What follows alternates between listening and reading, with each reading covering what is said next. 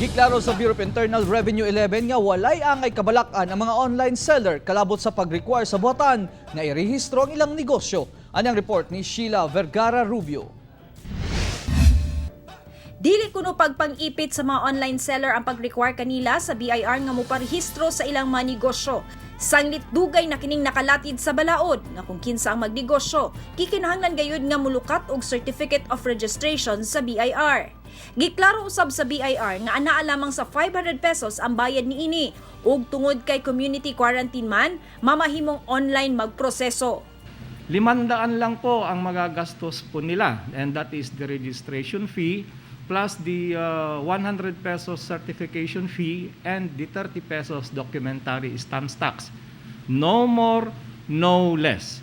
Hinuon kung wala nakaabot og 250,000 pesos ang annual income, exempted kini nga mobayad og tax. Hinuon sumala sa BIR nga sa kasamtangang bill nga ginaduso sa Kongreso karon, tingalig dunay mga kabag-uhang ipatuman. Are they subject to value-added tax? It depends.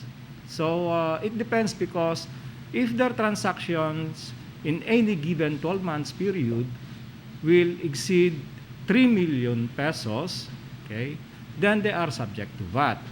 Now, if less than 3 million pesos in any given 12 months period, then they are not subject to VAT, but they are subject to other kinds of tax, which is the percentage tax of 3%.